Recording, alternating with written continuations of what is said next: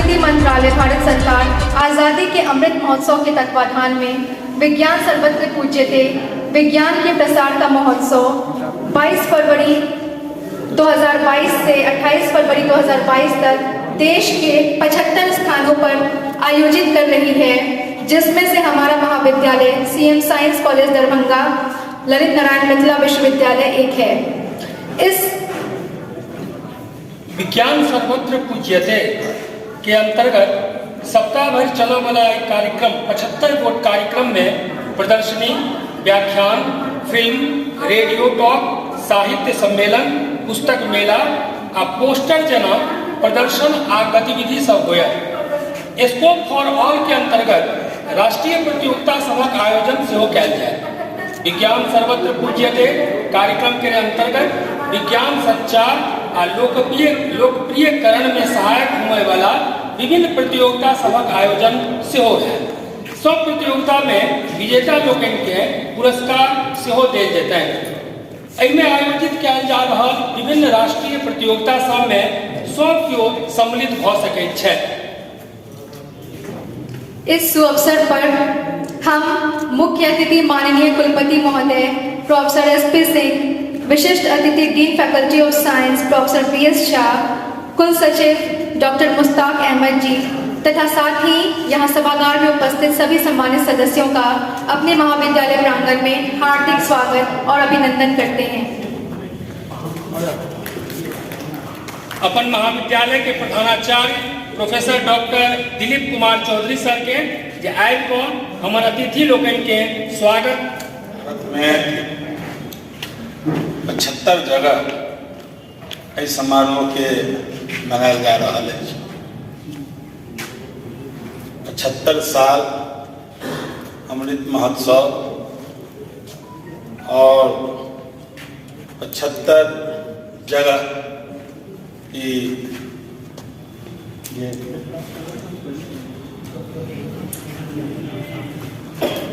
में एगो CM science college से हो मनायल जा रहा है।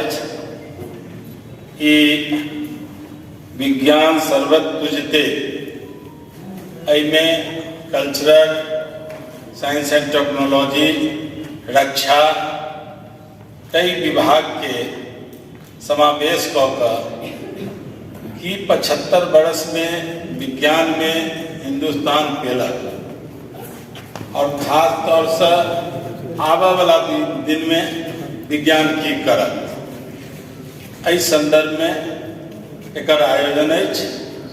और ये हमरा लेल गौरव के बात है कि हमारे कुलपति माननीय सुरेंद्र प्रताप जी के सानिध्य में ललित नारायण मिथिला विश्वविद्यालय के एक इकाई चंद्रधारी मिथिला विज्ञान महाविद्यालय के जे मिथिला के गौरव महाविद्यालय है तकरा ई सौभाग्य प्राप्त भेलै। 22 से 28 फरवरी तक एहिठाम चलत। विभिन्न प्रतियोगिता है।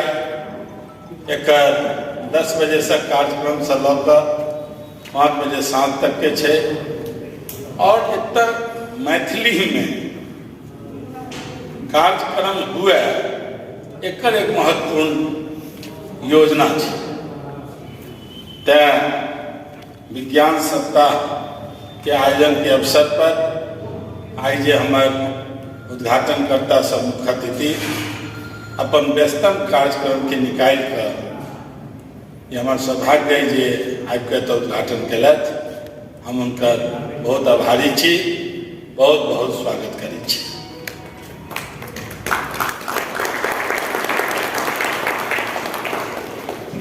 हम स्वागत करै छी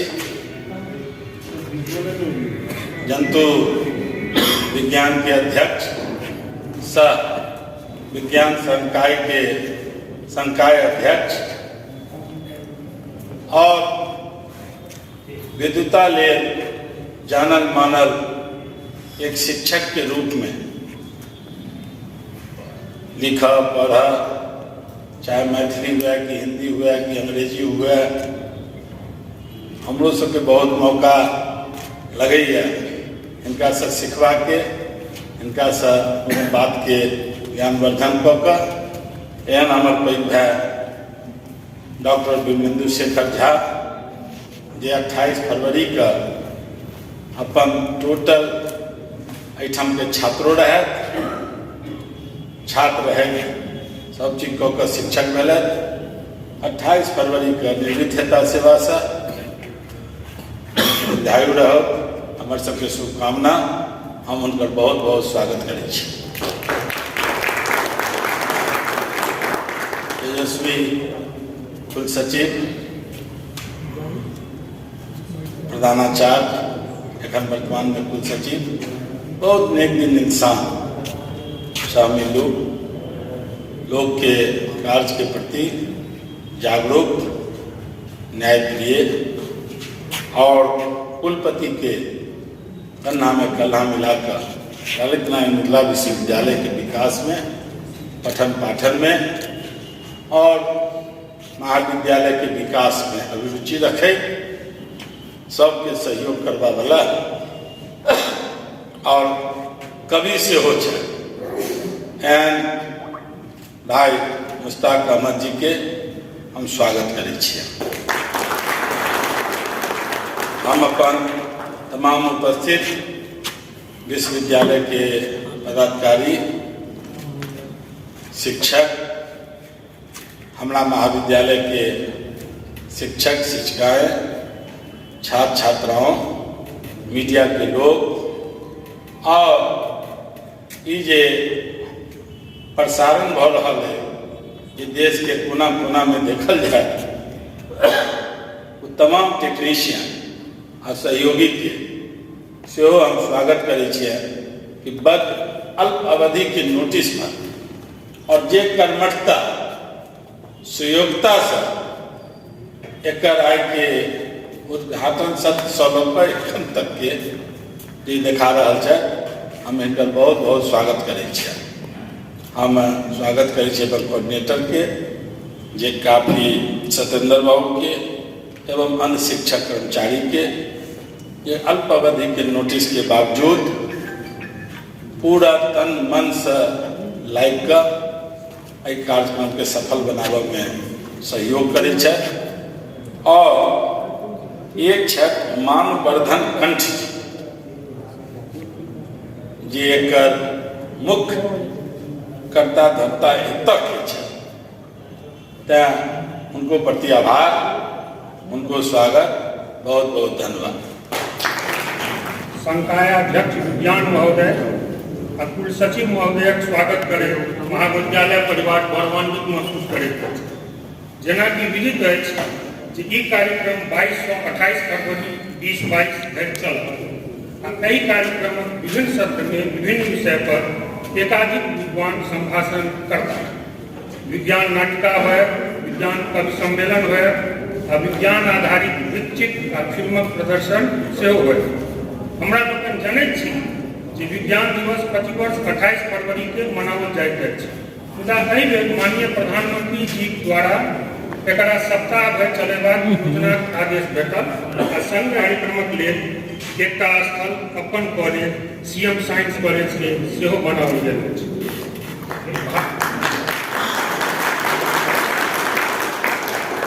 भारत सरकारक विभिन्न संस्था यथा डीएई परमाणु ऊर्जा विभाग DBT ICMR CSIR ISRO DRDO द्वारा समर्थित ई कार्यक्रम अति प्रतिष्ठित कार्यक्रम अछि। उद्देश्य अछि भारतवर्षक समृद्ध वैज्ञानिक विरासत आ परंपरा सँ सामान्य जन के परिचित कराय आ संगहि लोकक बीच वैज्ञानिक दृष्टिकोण आ ज्ञानार्जनक भावनाक विकास करब। ध्यातव्य जे ई हमर सबक मौलिक कर्तव्य सेहो अछि। आशा अछि जे अहाँ सब लोकनिक सहयोग आ आशीर्वचन सँ कार्यक्रम अपन उद्देश्य में सफलता अर्जित करब। धन्यवाद।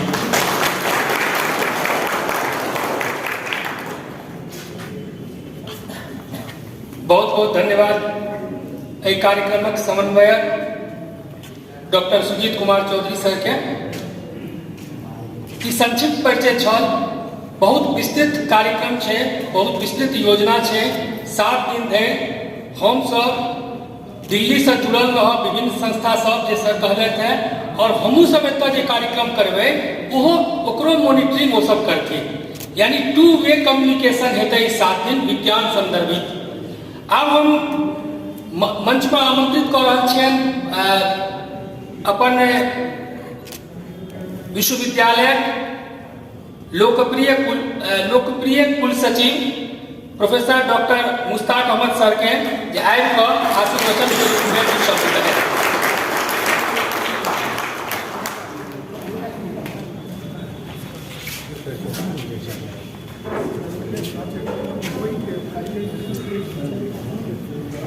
भारत सरकार की इकाई प्रधान वैज्ञानिक सलाहकार कार्यालय एवं सांस्कृतिक मंत्रालय के सौजन्य से पूरे भारत में इस अमृत महोत्सव के शुभ अवसर पर साप्ताहिक विज्ञान कार्यक्रम विज्ञान रटते पूजते का एक केंद्र स्थानीय चंद्रधारी मिथिला विज्ञान महाविद्यालय जो ललित नारायण मिथिला विद्यालय दरभंगा की एक अंगीभूत इकाई है, उसे देश के 75 स्थानों में एक स्थान मिला है। इसके लिए मैं सबसे पहले भारत सरकार और इस कार्यक्रम से जुड़े हुए निर्णायक मंडल के प्रति आभार व्यक्त करता हूं कि आपने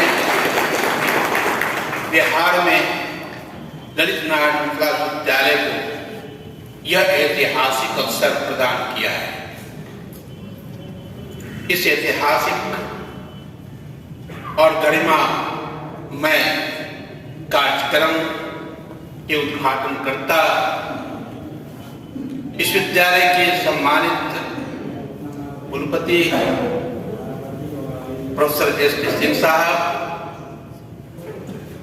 हमारे विश्वविद्यालय के लोकप्रिय विज्ञान शिक्षक और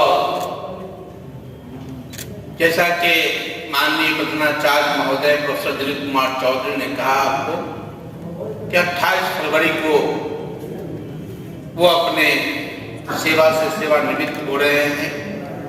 आज हमारे बीच विज्ञान संख्याध्यक्ष के रूप में यहाँ मंचासीन हैं।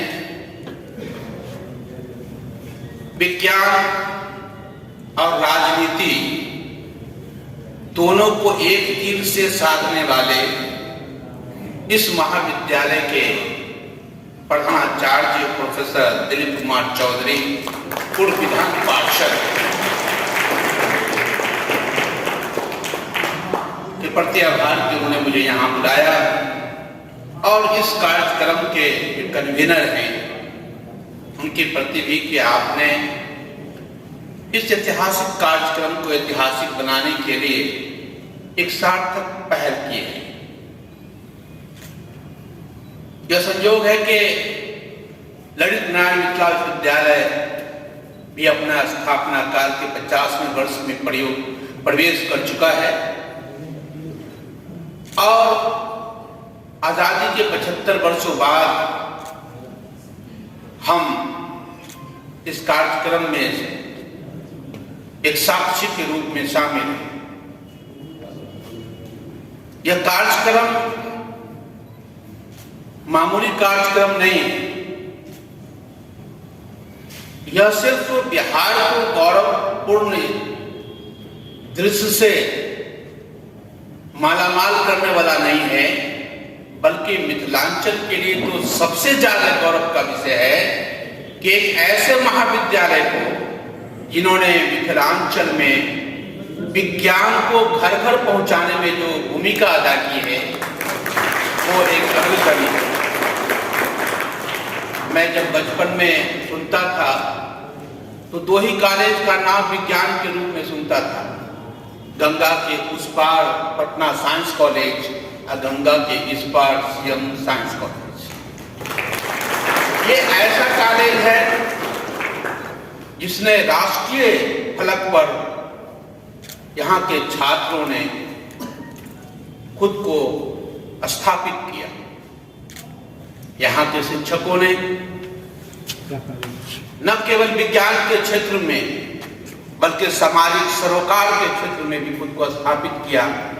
इसलिए चंद्रधारी मिथिला कॉलेज, चाहे वो कला हो या विज्ञान, जो दो कॉलेजों एक नाम से 3 इकाइयों में विभक्त है, arts college, science college, law college, ये मिथिलांचल के इतिहास का एक सुनहरा पार्ट है, बाग है। आप मिथिलांचल की तारीख चंद्रधारी मिथिला कॉलेज के बगैर नहीं लिख सकते, चाहे वो विज्ञान का क्षेत्र हो, कला का क्षेत्र हो, राजनीति का क्षेत्र हो।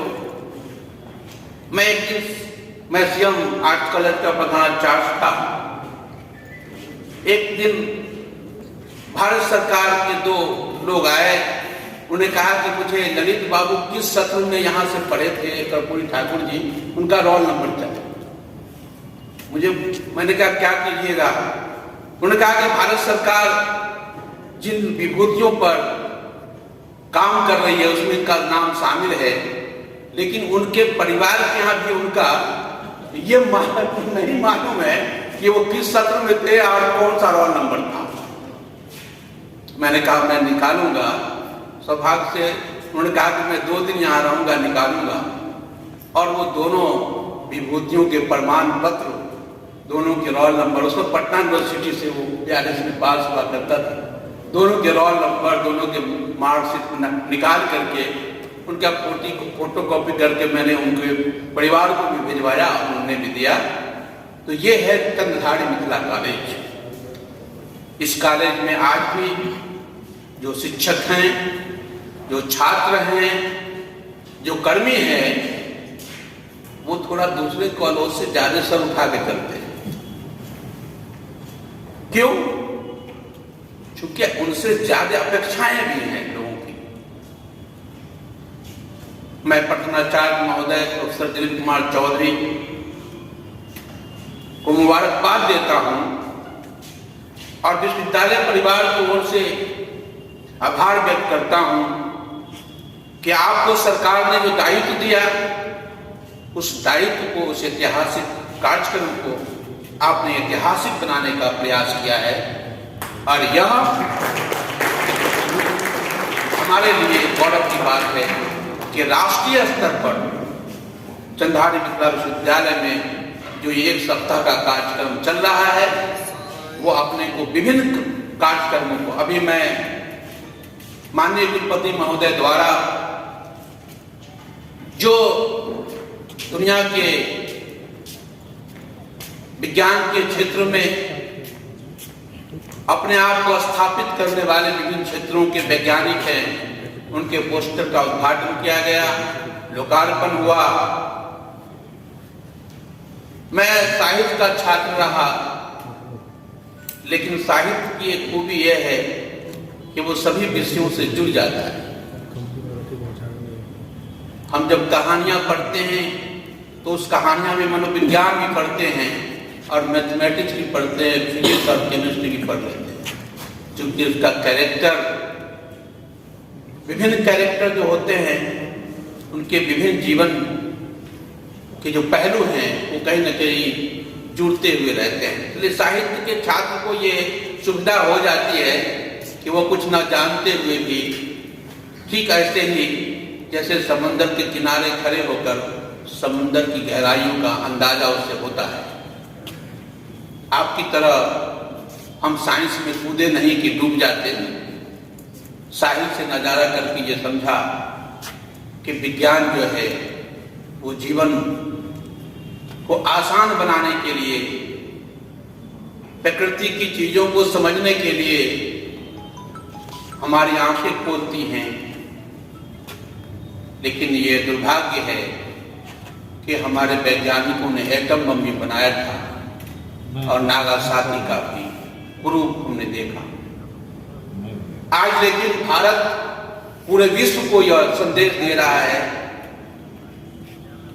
कि भारत विज्ञान का उपयोग मानव जीवन को सुखमय बनाने के लिए आदिम काल से प्रयास करता रहा है। जब हम आज की साइंस के क्षेत्रों से वाकिफ नहीं थे, तब भी हमारे गुरुकुल में पर्यावरण की शिक्षाएं दी जा रही थी।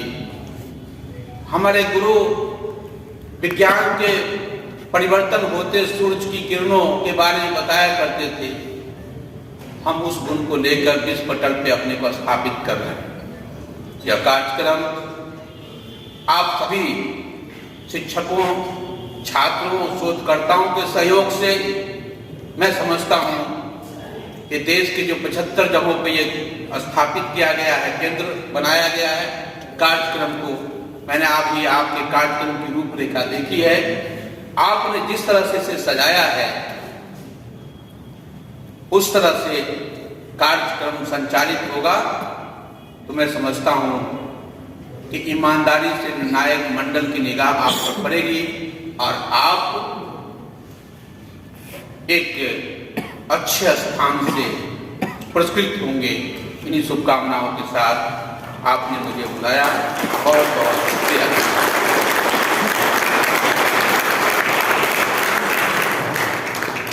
बहुत बहुत धन्यवाद सर। आपने बहुत रोचक तरीके से विज्ञान की महत्ता पर प्रकाश डाला और अपने उद्बोधन से निश्चय ही हमारा उत्साहवर्धन किया। बहुत बहुत धन्यवाद और आभार सर। अब कार्यक्रम को आगे बढ़ाते हुए मैं आग्रह करती हूँ हमारे विशिष्ट अतिथि dean faculty of science professor PS Jha ji से कि वो आए और अपने उद्बोधन से हमें प्रेरित करें। सर।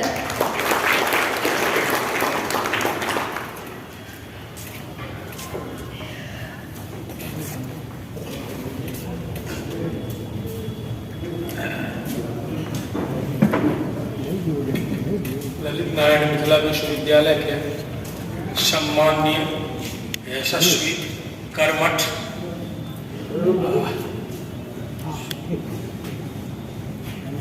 ऊर्जावान गतिशील विजनरी कुलपति प्रोफेसर सुरेंद्र प्रताप सिंह जी, विश्वविद्यालय के नौजवान ऊर्जा से परिपूर्ण दिन रात मेहनत करके विश्वविद्यालय को आगे बढ़ाने की ओर कृत संकल्प अनुस्बद्ध कुल सचिव उर्दू साहित्य, उर्दू और पर्शियन साहित्य के जाने माने विद्वान पत्रकार प्रोफेसर मुश्ताक अहमद साहब, चंद्रधारी मिथिला विज्ञान महाविद्यालय के नव पदस्थापित लोकप्रिय ऊर्जावान प्रधानाचार्य, मैं इनके बारे में क्या कहूँ, बचपन से ही मैंने इन्हें गोद में खिलाया, तो इनसे मेरी क्या आत्मीयता हो सकती है, क्या लगाव हो सकता है, उसका बयान शब्दों में नहीं किया जा सकता है।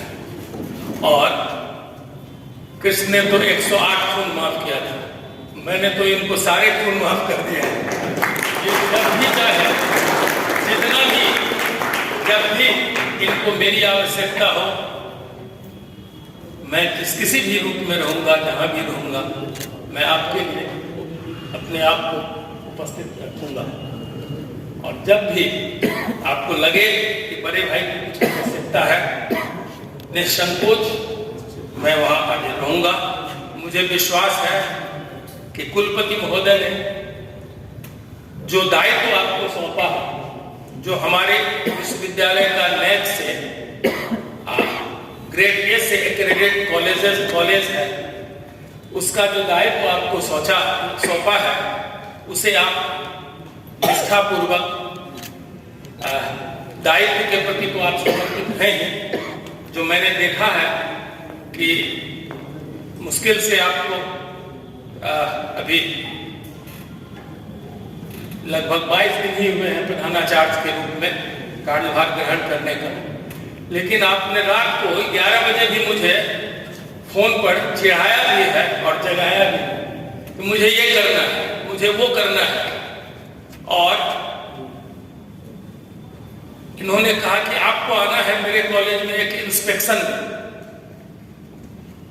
इसमें मैं क्या करूं ताकि मुझे BCA की पढ़ाई खोलने की आवश्यकता हो जाए। मैंने इनसे कहा कि आप जज से पूछ रहे हैं कि क्या सब करें, तो a judge, a person who is coming to inspect your college is not supposed to interact with you and to suggest you the measures which can bring the course requested by you in the college।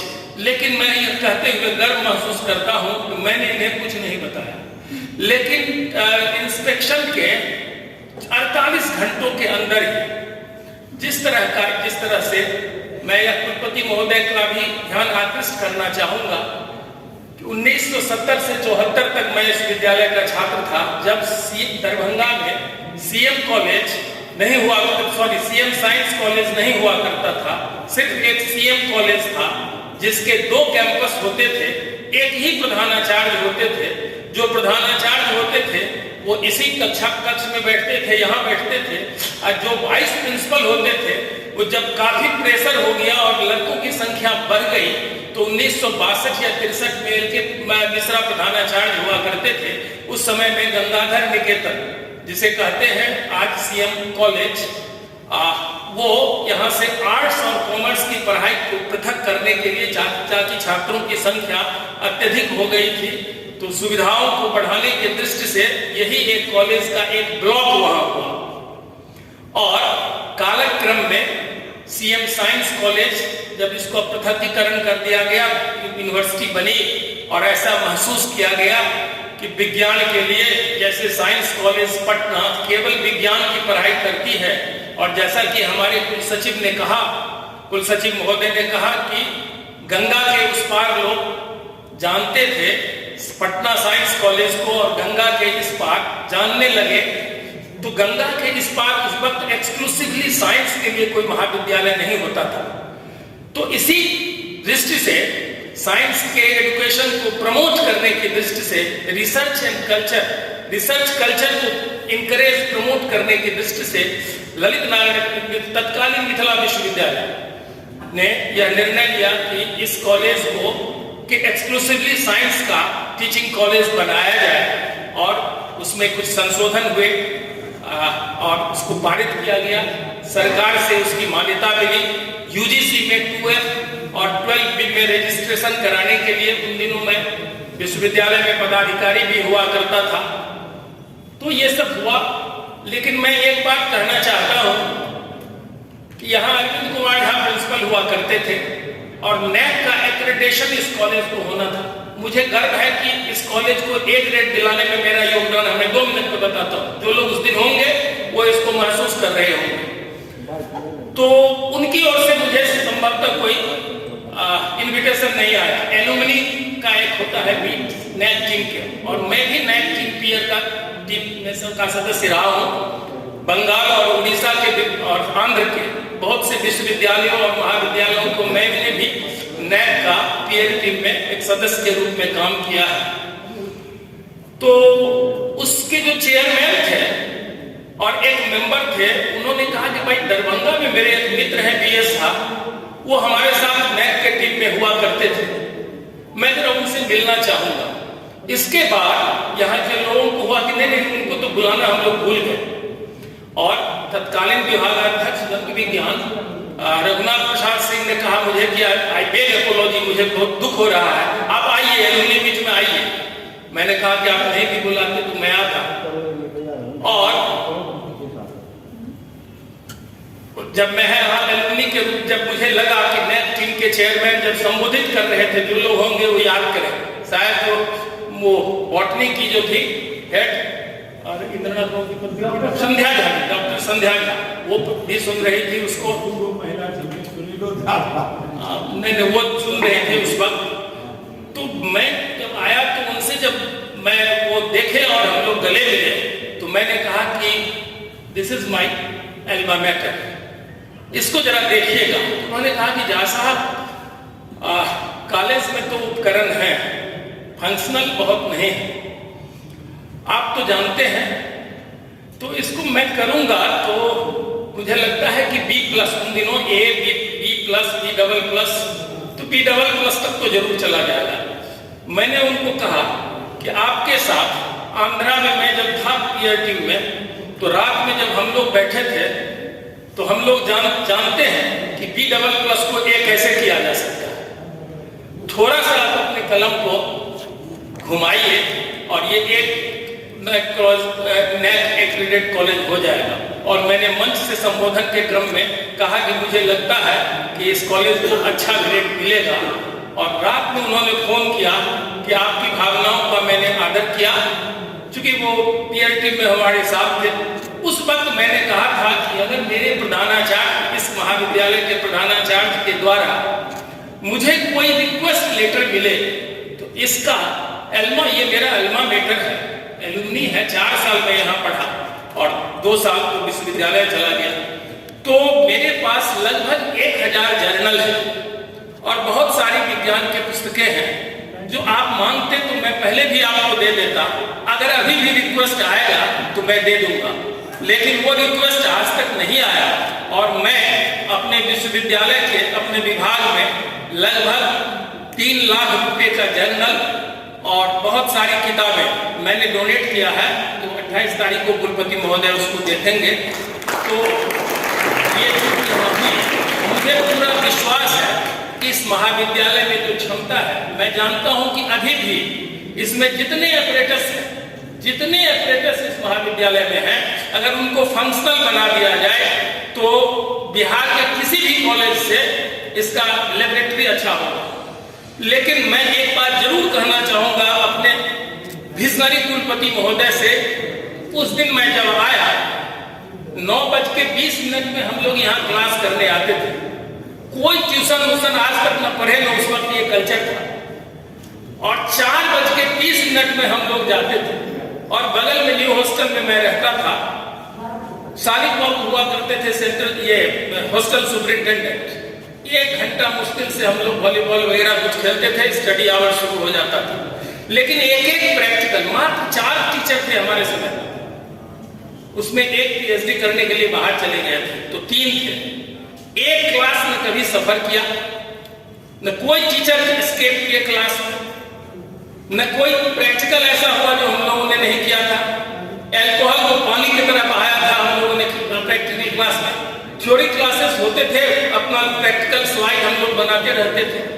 लेकिन मुझे बहुत दुख हो रहा है शिक्षकों का, हम भी शिक्षक हैं, वो यह नहीं समझिएगा कि मैं किसी को एक्यूज कर रहा हूँ, मैं अपने ऊपर को ले रहा हूँ कि हम लोग को जरा आकलन करना चाहिए, आत्मविश्लेषण करना चाहिए कि हम कहाँ हैं। जैसे जैसे हमारी सुविधा बढ़ती गई, जैसे जैसे हमारा पे स्केल बढ़ता गया, वैसे वैसे हम अपने कर्तव्य के प्रति उदासीन होते थे। अगर प्राइवेट कॉलेज, एफिलिएटेड कॉलेज हुआ करता था तो लोग दौड़ के जाते थे पढ़ाने के लिए, क्योंकि सेक्रेटरी हटा था। जहां नेशनलाइजेशन हुआ, कॉन्स्टिट्यूएंट कॉलेज हो गए, हमारा दरमाहा पक्का हो गया, तो हम उदासीन हो गए। एक कोचिंग क्लास में अगर हमको 100 रुपया मिलता है तो इसके लिए हम जाते हैं पढ़ के, लेकिन हम अपने महाविद्यालय में 5 अगर घंटा नहीं रहेंगे तो बड़े दुख की बात है। और इस कॉलेज को बढ़ाने के लिए ये सभी शिक्षकों को संकल्प लेना होगा कि हम अपने छात्रों को कक्ष में बुलावें और कुछ भी हो जाए हम अपने ड्यूटी के प्रति सजग रहें और इससे कंप्रोमाइज नहीं करें। हम अपने टीचिंग, अपने रिसर्च, इसके प्रति कुलपति महोदय, आपसे मैं क्या कहूँ आपको, आपने जो मुझे सम्मान दिया है, मुझे कुछ नहीं चाहिए। ऐसा कोई कुलपति, कुल सचिव मुझे तो नहीं मिला। एक दिन मैं यूनिवर्सिटी में यूं ही कुछ काम कर रहा था, सर का कुछ निर्देश था, रजिस्ट्रार साहब ने मुझसे कहा कि भैया आप जल्दी से कागज जमा कर दीजिए। खैर इनके कहने के बावजूद मैं उतना जल्दी नहीं जमा कर सका, लेकिन जैसा इन्होंने कहा तो दिसंबर में इन्होंने मुझे कहा कि आपका पेंशन हो गया फिक्स। तो कुलपति महोदय तो मुझको बहुत ही सम्मान दिया, मैं उसको बयान करूंगा तो घंटों लग जाएगा, लेकिन मैं इस कॉलेज का एक छात्र होने के नाते मैं सर आपका ध्यान आकृष्ट कराना चाहता हूं कि जब मैं गया इनके बीसीए कोर्स के लिए लैब को देखने के लिए, कोर्स एलिजिबिलिटी यहाँ बनती है, वो तो रिपोर्ट अभी हम नहीं बतावेंगे क्या होगा, लेकिन सर एक एक दीवार एक एक छत रिस रहा है, पता नहीं उनमें कौन है, ऐसा कुछ लोगों ने इसको लिया और दीवार गिर रहा है, उस पर से झड़ रहे हैं वो प्लास्टर्स, दीमक लग गया है। इस कॉलेज को ये चीज सुधारने के लिए ताकि इसका ये जो मेंटेनेंस हो सके की आवश्यकता है। मैंने प्रधानाचार्य से कहा कि इस कॉलेज को जो ये बर्बाद हो रहा है, इतना बिल्डिंग इसका 99 साल का लीज पर आपको मिला है, तो ये आपका अपना भवन है और ये हमारा प्रीमियर कॉलेज है, इसको कम से कम सुधारिए। उन्होंने कहा क्या कहते हैं, फंड में कुछ भी पैसा नहीं है, अगर कोई उपाय हो जो 40% हम लोग 60% कॉलेज को देते हैं, अगर विश्वविद्यालय की तरफ से कुछ ऋण के रूप में इनको आप दें तो बाद में इनको आप लौटा दें और वो लैब वगैरह का कंडीशन अच्छा हो जाए, तो मुझे लगता है कि एजुकेशन को प्रमोट करने के लिए अच्छा हो। ये मेरा दूसरी बात है, ये विज्ञान तो हम लोग आप जानते हैं कि संजोग, सुखद संजोग है मेरे, रिटायरमेंट से पता नहीं लोग क्यों डिप्रेस्ड हो जाते हैं, मैं डिप्रेस्ड नहीं हूँ। I will celebrate it like anything, मैं रिजॉइस करूंगा और बहुत सारे काम है, रिटायर टीचर नेवर रिटायर्स। ये कुलपति और ये कुल सचिव मैं खुल के बोलना चाहता हूं, मुझे किसी ने इतना सम्मान, मैंने इस विश्वविद्यालय की स्थापना का 74 को मैंने सत्यनारायण भगवान की पूजा पर मुझे ही बैठाया गया था और उस वक्त से मैं यहाँ इसको देख रहा हूँ, 42 ईयर्स सर्विस मैंने दिया, तो मेरी तो पहचान, मेरी तो आइडेंटिटी इस विश्वविद्यालय से है। मैंने 6 कुलपति के साथ ऑफिसर के रूप में काम किया, एवरीबॉडी बहुत विश्वास कॉन्फिडेंस दिया हमको, लेकिन वर्तमान कुलपति और सचिव ने के द्वारा मुझे जो सम्मान मिला, एक दिन मुझे ऐसे ही इनके कक्ष में किसी मीटिंग में मैं था, हमको लगता है पिछले महीने की बात है, मीटिंग जब समाप्त हो गई, रजिस्ट्रार साहब को कहा कि we don't want to lose 1 or 2 teachers, मैं नाम नहीं लूंगा। आप देखिए कि रिटायरमेंट के बाद झा साहब को, फलाना साहब को हम कैसे रख सकें। मैंने कहा कि सर यही बहुत है, ये बहुत ही, आपने कहा ये बहुत ही है, मैं यहाँ हूँ उपलब्ध, जब कभी भी आपको किसी चीज की आवश्यकता पड़ेगी मेरी सेवा का मैं दूंगा, कोई चीज का नोटिफिकेशन करने की आवश्यकता नहीं है, हम सदैव आपके साथ हैं। लेकिन जो कॉन्फिडेंस, जो सम्मान दिया, इससे बड़ा सम्मान क्या मिल सकता है। तो मैं आपके प्रति कृतज्ञता ज्ञापित करता हूं इस खुले मंच से, और सुखद संयोग है जो विज्ञान दिवस हम लोग 28 फरवरी को प्रत्येक साल मनाते हैं। सीवी रमन जी ने 28 फरवरी को ही रमन इफेक्ट का डिस्कवरी किया था। फिजिक्स केमिस्ट्री वाले यहाँ विद्वान हमारे युवा सहकर्मीगण बैठे हुए हैं, मैं तो बस सदा कहता हूँ कि जूलॉजी तो साइंस का आर्ट्स होता है, लेकिन फिर भी उनके जो डिस्कवरी रमन इफेक्ट का हुआ था, रमन इफेक्ट, उसी से हम लोग साइंस डे मनाते हैं। और ये आजादी का अमृत महोत्सव जो है, इसमें week long celebration starting from 22nd and culminating on 28th, ये वीक लॉन्ग सेलिब्रेशन हो रहा है।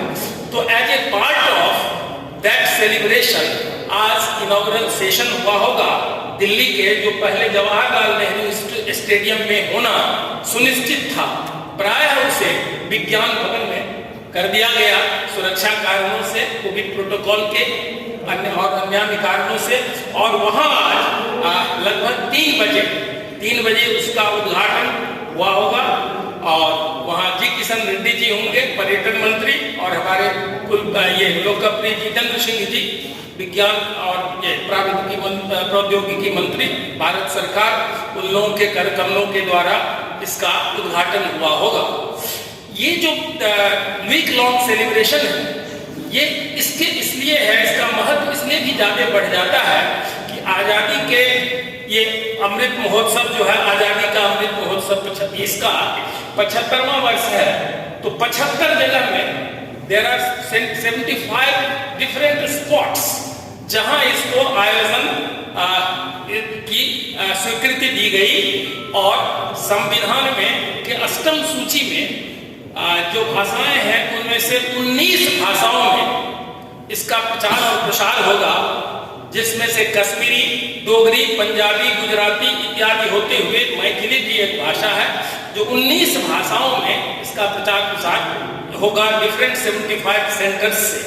और आपको जान के हर्ष होगा कि ये कुलपति महोदय के राज्य में जो बिहार से लगभग दुगुना जिसका क्षेत्रफल है, वहां कुल 6 जगहों पे there are 6 spots identified for celebrating this week long celebration, जिसमें लखनऊ है, वाराणसी है, गोरखपुर है, प्रयागराज है। इन शहरों में, इन यूनिवर्सिटीज में, सेंट्रल यूनिवर्सिटीज में, प्रयागराज सेंट्रल यूनिवर्सिटीज है। लखनऊ के तो कुलपति ही रहे हुए हैं, और अपने कुलपति के काल में लखनऊ विश्वविद्यालय का जो उन्होंने विकास किया। और इनके बारे में मैं एक चीज आपको बता दूं, एक जिस नेशनल कॉलेज में वहां एक बार गया, उस वक्त सर से मेरा परिचय नहीं था, तो मैं CDRI में और ये central drug research institute Lucknow में है, 76 मंजिल पैलेस है सर, और उसके सामने में इंडस्ट्रियल टॉक्सिकोलॉजिकल रिसर्च सेंटर है। मैं जब तक ये इंटरनेट वगैरह नहीं आया था तो साल में प्रत्येक साल 2 महीना वहाँ बिताया करता था। मेरे बहुत ही मित्र दोनों ही सेंट्रल गवर्नमेंट के संस्था में हैं, तो मैं बिताया करता था। तो लखनऊ मुझसे अजूबा नहीं था, लेकिन national science national college Lucknow का जब ये प्रधानाचार्य हुए, उस कॉलेज की स्थिति जो थी, सो हमारे विश्वविद्यालय में भी जो आप इंफ्रास्ट्रक्चर के रूप में बहुत ही अल्प विकसित महाविद्यालय को देखते हो, संभवतः वैसा ही था। आज वह हिंदुस्तान का, मैं समझता हूँ 7वां कॉलेज है, और इन्होंने उस कॉलेज को ऐसा बनाया कि केवल प्रोस्पेक्टस सेल से उस कॉलेज की आमदनी लगभग 1 करोड़ 2 करोड़ रुपया। दिक्कत क्या है कि लोग अच्छा काम जब करते हैं तो मिथिला की यह एक क्या कहें हम, अब तुम कहीं कहेंगे हम, लेकिन एक परंपरा है। कुछ लोग ऐसे होते हैं, हर जगह होते हैं, उसमें कुछ नुक्सा वो खोजते हैं। जरूरत अगर आपके विश्वविद्यालय को विकसित होने की है तो जरूरत है कि कुलपति महोदय को सभी लोग, all the stakeholders I mean the teachers, the officers, the society people, the students, all the stakeholders, इनको खुल करके इनका साथ दीजिए, आपका विश्वविद्यालय बहुत ही आगे होगा। और मैं कहूंगा कि अगर मेरी आवाज में आपको पसंद हो तो give him a big hand.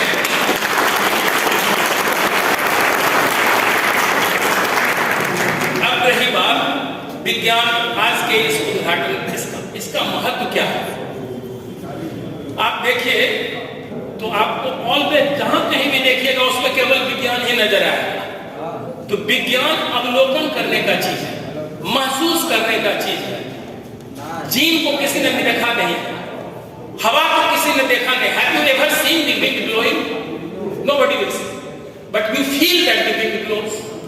Nobody has seen gene. All the molecular biologists who are here, tell me if anybody, if any Nobel laureate has seen the gene. No, but it has been sequenced on the basis of the research. ये हुआ कि gene ये होता है, nucleotide sequence ये होता है, DNA में इसका इस तरह से होता है, जेनेटिक वेरिएबिलिटी ऐसे बनती है, and so on so fourth. तो विज्ञान का सतत विकास हुआ, और मिथिला विश्वविद्यालय का प्रीमियर कॉलेज होने के चलते यहाँ के शिक्षकों का दायित्व सबसे अधिक बढ़ जाता है कि विज्ञान का प्रसार आप अपने केवल आप पढ़ लेते हैं उससे नहीं होता है। You have something to contribute to society. विज्ञान को प्रसार कीजिए, समाज में ले जाइए। तो कल मुझे याद है परसों मेरे विभाग के सैटरडे मेरे विभाग के शिक्षकों ने मुझे कहा कि भैया आप तो अब रिटायर कर जाइएगा, हम लोग को तो एक फंक्शनल गैप हो जाएगा। इसमें क्या करेंगे? ये जो अभी 28 तारीख को मैंने सीमान से भी ये बात शेयर किया था, तो मैं इसमें क्या करूंगा? ये जो आ गया है सेलिब्रेट करने के लिए, हमने कहा कि सब टॉक बुक आज मैंने करा दिया है, पॉपुलर लेक्चर बर्धमान यूनिवर्सिटी का, आप लोग भी बहुत कोई जुड़े होंगे। प्रोवाइस संस्था ने प्लास्टिक पॉल्यूशन पर दिया है। तो एनीवे हमारे विद्यार्थी जुटे थे, 1336 लोग ऑल ओवर इंडिया से उसमें जुटे थे। तो उसमें वो हमने एक लेक्चर करा दिया, लेकिन मैंने कहा कि अच्छा क्या होगा एक जूलॉजी के लोगों के लिए। तुम्हारे यहाँ मखाना रिसर्च इंस्टीट्यूट है, हमारे पास जनसंख्या बढ़ रहा है और हम क्या कर रहे हैं, तो नदी तालाब पोखर सब जो भी हमारे पास रिसोर्सेस थे, एग्रीकल्चरल लैंड थे, उसको बढ़ती आबादी के दबाव में हम उसको इंक्रोच कर रहे हैं। वी हैव इंक्रोच्ड नेचर इन सच ए वे कि हमने माउंटेन को भी तोड़ दिया, उसको समतल बना दिया है। तो नेचर को हमने इंक्रोच किया है अपनी सुविधा को बढ़ाने के लिए। तो अब हो गया क्या है, पॉपुलेशन हमारा बढ़ रहा है, लैंड घट रहा है। तो एक बहुत ही अच्छी बात जूलॉजी के साइंटिस्ट कर सकते हैं कि मान लीजिए आपको 1 एकड़ का जलाशय आपको उपलब्ध है, उसमें आप मछली का उत्पादन करते हैं, एक ही क्रॉप होगा। सेम टाइम में सेम स्पेस में आप उसमें मखाना का भी कर सकते हैं, अदर एक्वेटिक क्रॉप्स जो है सिंघाड़ा वगैरह उसका भी कर सकते हैं।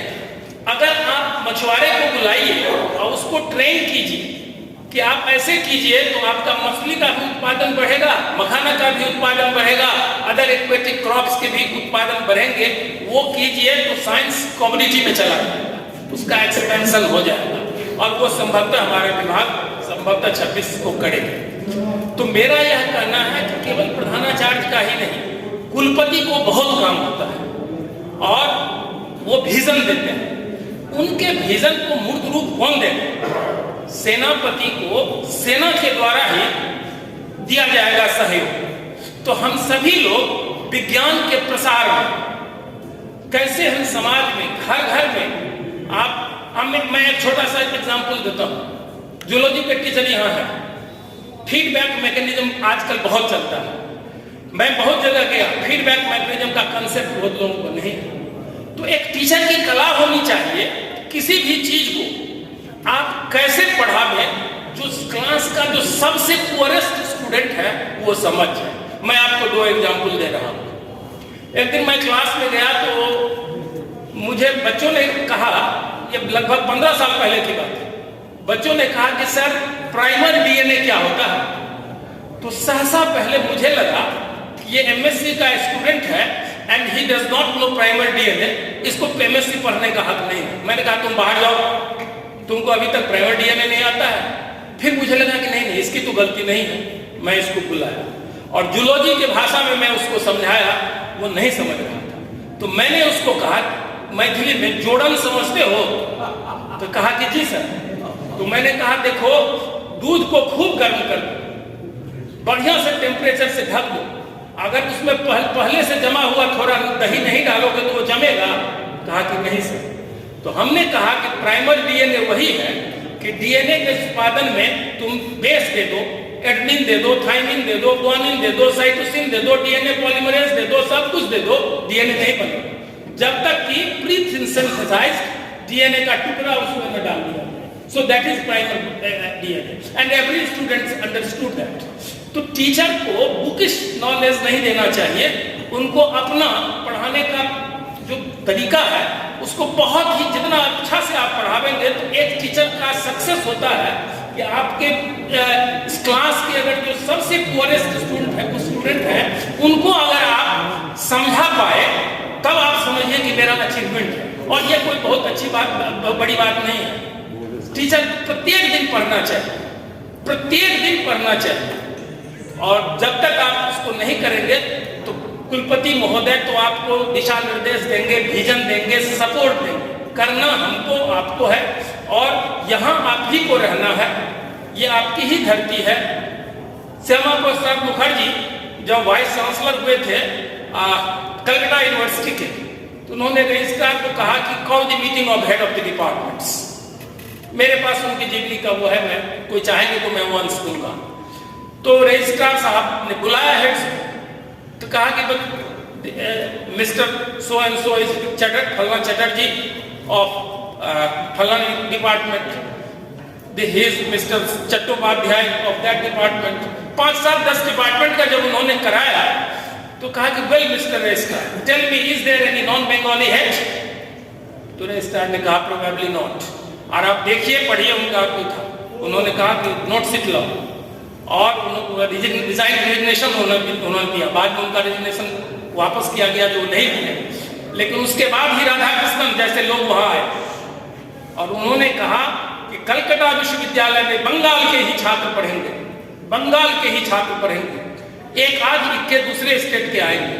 हम अगर शिक्षा में, हम अगर स्वास्थ्य में के क्षेत्र में हम देखते रहेंगे केवल बंगाली को लाभे, तो हमारा शिक्षा का स्तर ऊंचा नहीं उठ सकता है। और इसीलिए अगर नॉन बंगाली आप होना चाहिए था कि हिंदुस्तान के पूरे से छांट करके, स्क्रीन करके आप विद्वानों को लाइए। राधाकृष्णन महोदय को आप ये किया गया, लाया गया उनको कलकत्ता यूनिवर्सिटी। उसी प्रकार से कुलपति महोदय यहाँ के नहीं हैं, वो अपनी सेवा दे करके कार्यकाल पूरा करके चले जाएंगे। रहना आपको है, करना आपको है, सपोर्ट इनको आपको करना है। एक किसी भी शिक्षक को, कर्मचारी को किसी पॉलिटिक्स में नहीं आना चाहिए। उसका जो काम है, यूनिवर्सिटी से जो दिशा निर्देश मिलता है, उसमें गतिशीलता प्रदान करनी चाहिए। और अगर आप अपने ड्यूटी को अच्छे तरीके से निभावेंगे तो कोई कारण नहीं है कि यह महाविद्यालय फिर से एक बार नेक के मूल्यांकन में खरा न उतरे। बच्चों को छोटी छोटी बात को समझाना चाहिए, छोटी छोटी बातों को बच्चों को समझाना चाहिए। इस बीच में मैं देख रहा था और उसको मैंने यूट्यूब पर लोड भी किया। एक पत्ता मैं देख रहा था एक दिन अपने डिपार्टमेंट के सामने, मैं उसका फोटो लिया हूँ, अगर होगा तो मैं अभी दिखा सकता हूँ। तो उसमें मैंने देखा कि हवा भी बह रही है और प्लांट्स को, इस इंसेक्ट्स को कॉलोनी बनाना था। तो वो एक इंसेक्ट जाए, 2 इंसेक्ट्स एक साइड में, और आप जानते हैं कि इंसेक्ट कॉलोनियल होता है, वो ऑलवेज मूव करेगा कॉलोनी में। एक साथ मूव करता था तो पत्ता डूब जाता था, गिर जाता था, गिर जाता था। देखिए सेंस ऑफ रिफ्लेक्स क्या। इसके बाद क्या किया, उस पत्ते को उस इंसेक्ट ने चारों ओर से, एक इंसेक्ट यहाँ, दूसरा इंसेक्ट यहाँ, तीसरा इंसेक्ट यहाँ, एंड सो ऑन इंसर्जिंग कर दिया। तो एक छोटे से पत्ते में दबाव हो गया चारों ओर से सेम, और हवा के झोंके में वो इंसेक्ट नहीं गिरा। So this is innovation. तो इनोवेशन तो बड़ा चीज से नहीं होता है, छोटे छोटे चीज को कीजिए, छोटे छोटे चीज को कीजिए, लेकिन ओरिजिनल वर्क कीजिए। तो वो इनोवेशन, और नेक भी और विज्ञान भी यही होता है। सीवी रमन साहब का कोई आदमी देखिए तो लाइफ स्टाइल, 100 रुपया मात्र उन्होंने खर्च किया था और कोई असिस्टेंस उन्होंने नहीं लिया था। वो Indian institute of cultivation of science, क्या सीमांत, एम आई राइट? मैं 1984 में गया था जादवपुर यूनिवर्सिटी में जेनेटिक इंजीनियरिंग का ट्रेनिंग लेने के लिए। 2 महीना मैं वहाँ था। उस टाइम जेनेटिक ट्रेनिंग का शुरुआत ही हुआ था। लोगों को अजीबा लगता था कि जेनेटिक ट्रेनिंग बायोलॉजी में क्या होगा, इंजीनियरिंग। तो उस वक्त मुझे वहाँ जाने का मौका मिला था Indian institute of cultivation of science में। तो वहाँ 100 रुपया ही मात्र उन्होंने खर्च किया था। Only 100 he spent and he could discover Raman effect. और उनको नोबेल प्राइज 28 में शायद वो डिस्कवरी हुई, 30 में 1930 में प्राय उनको नोबेल प्राइज मिला। तो टीचर को ऑलवेज इंक्विजिटिव होना चाहिए, सोचना चाहिए कि हम कौन सा काम करें जो अच्छा हो। इन्हीं शब्दों के साथ आगे कल आप 7 दिन एंजॉय करेंगे इस प्रोग्राम को। मुझे मौका दिया गया, महाविद्यालय के प्रधानाचार्य के प्रति अपना कृतज्ञता ज्ञापित करता हूँ कि मेरे जैसे भी व्यक्ति को आपने बुलाया और कुछ बोलने का मौका दिया। बहुत शुभकामनाएं इस विज्ञान सप्ताह के सफलता का। धन्यवाद।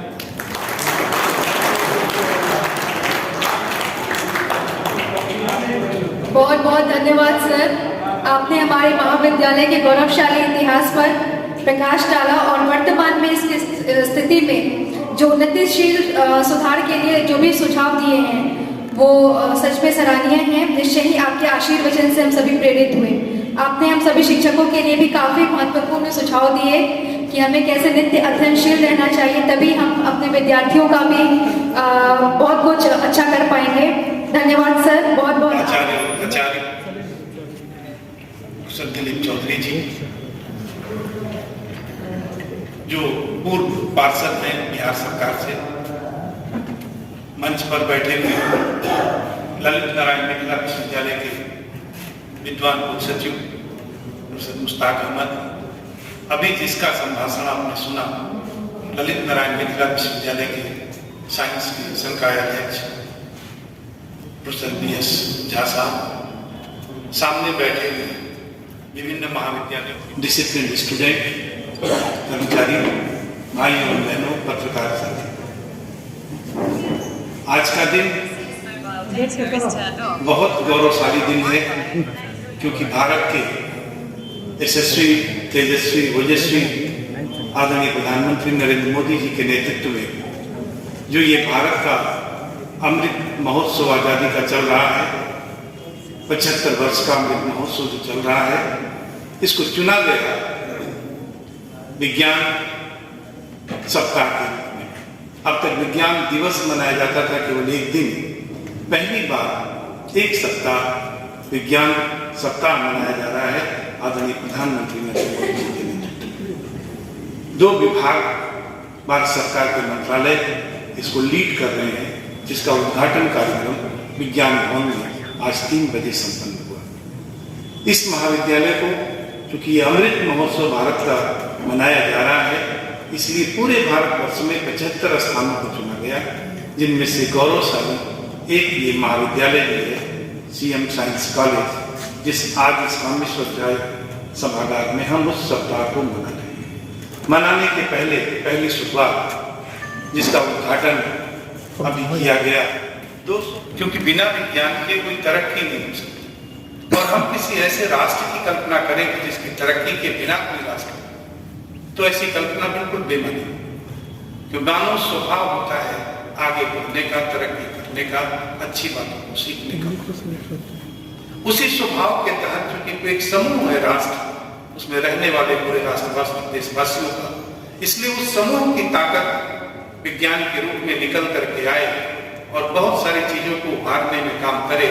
तो इस ताकत को संजीदा करने के लिए, इसको आगे बढ़ाने के लिए, इसका विस्तार देने के लिए, इसकी गंभीरता को समझने के लिए विज्ञान दिवस और विज्ञान सप्ताह आयोजित और 75 स्थानों पर एक ही थीम पर, एक ही विषय पर, एक ही वस्तु पर, ये पूरे 75 स्थानों पर एक साथ चल रहा है। बड़ी सामान्य सी बात है कि विज्ञान की कितनी ताकत होती है।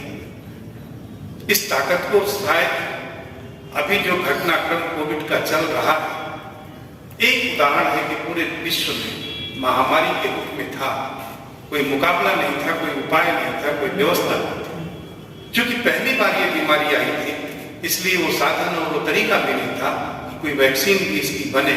ये तो पहले ही वैज्ञानिकों ने समझ लिया था कि इस लड़ाई में अगर वैक्सीन बनती है तभी इस लड़ाई को हम जीत सकते हैं, इस लड़ाई को हम जीत नहीं सकते। आपने देखा कितनी शीघ्रता के साथ पूरे विश्व में, भारत में भी 2 वैक्सीनों का निर्माण हुआ और आज 135 करोड़ आबादी की 2 वैक्सीन के अलावा तीसरी बूस्टर डोज भी जिन्हें रिक्वायर्ड थी वो लग चुकी। ये विज्ञान की ताकत है और विज्ञान की ताकत होने के नाते ये चीजें तभी पैदा होती हैं जो अभी हमारे पूर्व वक्ताओं ने कहा कि विज्ञान का काम ही यही है मानव कल्याण। अगर विज्ञान उस मानव कल्याण को करने में सफल होता है तो विज्ञान की सफलता है, और अगर उसे नहीं कर पाता तो उसकी असफलता भी मानी। सवाल ये है, जो इसका स्लोगन है विज्ञान सर्वत्र पूज्यते, विज्ञान सर्वत्र पूज्यते, आप थोड़ा सा बैक फ्लैशबैक में चलेंगे तो विद्वान सर्वत्र पूज्यते था। जो इसका मौलिक वाक्य था वो विद्वान सर्वत्र पूज्यते। विद्वान और राजा घर में पूजा जाता है, ये इसका कंट्राडिक्शन था कि जो महाराजा है वो घर में पूजा जाता है और जो विद्वान है वो सर्वत्र पूजा जाता है, कहीं भी चला जाता है। विद्वान की पूजा, राजा की पूजा अपने देश में होती है और विद्वान की पूजा किसी दूसरे देश में भी होती, तीसरे में भी होती, कहीं भी होती है। विद्वान सर्वत्र पूज्यते। उसी थीम को विज्ञान सर्वत्र पूज्यते। पूजा किसकी होती है? पूजनीय कौन होता है? जो कल्याण की बात करेगा, संपूर्ण मानव कल्याण की बात करेगा, सबके कल्याण की बात करेगा। जो व्यक्ति के कल्याण की बात करेगा, व्यक्ति विशेष के कल्याण की बात करेगा, परिवार विशेष के कल्याण की बात करेगा, उसकी पूजा हम में से कोई नहीं। जितनी विशालता विचारों में देंगे, जितना विस्तार देंगे, उतने ही आप पूजनीय हो सकते हैं। जितना संकुचित होंगे आपका अर्थ उतना ही संकुचित होगा, आपका महत्व उतना संकुचित होगा। इसलिए शायद विद्वान सर्वत्र पूज्यते। विद्वान बड़ा विस्तारित होता है। व्यक्ति के लिए विद्वान नहीं, कुछ समूह के लिए है, मानव कल्याण के लिए विद्वान। और इसी थीम पर विज्ञान सर्वत्र पूज्यते। आपने और भी पढ़ा होगा, उपनिषद का वाक्य है, सत्यमेव जयते। सत्यमेव जयते नान्यथा। जय उसी की होगी जो सत्य है, जो झूठ है उसकी जय नहीं, जो असत्य है उसकी जय नहीं। विज्ञान उस सत्य की खोज करता है, उस सत्य को सामने लाता है, उस सत्य के दर्शन को सामने लाता है और उस सत्य का जो एप्लीकेशन है कल्याण, उसको सामने प्रकट करता है और मानव मात्र के कल्याण की चर्चा करता है। इसलिए विज्ञान पूजनीय है और विज्ञान की पूजा होनी चाहिए। केवल इसीलिए हम विज्ञान को पूजते हैं, वंदनीय है, पूजनीय है, क्योंकि वो मानव मात्र के कल्याण की बात करता है। बहुत छोटे शब्दों में देखें, छोटे दायरे में देखें। आज अगर ये माइक ना होता तो शायद मेरी आवाज आप सब तक ना पहुंचती। ये ट्रांसमिशन ना होता तो ये जो आपका ट्रांसमिशन चल रहा, लाइव ट्रांसमिशन यूट्यूब पर, ये न चलता आपका। ये विज्ञान है, जिस विज्ञान ने इसको दिया। हम कभी चर्चा करते थे, जब कभी पढ़ते थे महाभारत की कथा में, श्रीमद् भागवत में संजय की आंखों का जिक्र किया जाता था कि एक ही स्थान पर बैठ गए थे, संजय ने सब देख लिया और घटनाक्रम बता दिया। तो हम सोचते थे ऐसा क्या हो। आज अपने घर का ताला चाबी कैसे आपने लगाया है, उसको गूगल से कनेक्ट कर दीजिए अपने मोबाइल पर। अमेरिका में बैठे तो घर का ताला देख लेंगे। ये संजय की आंख आपके पास, ये विज्ञान नहीं। तो पूजा तो ऐसी चीज की होती है जो असंभव को संभव बनाता है, लोक कल्याण की बात करता है, हित की बात करता है और सत्य की बात करता है। पूजा उसको होती है। इसलिए विज्ञान की पूजा होनी चाहिए और हम करते हैं। ये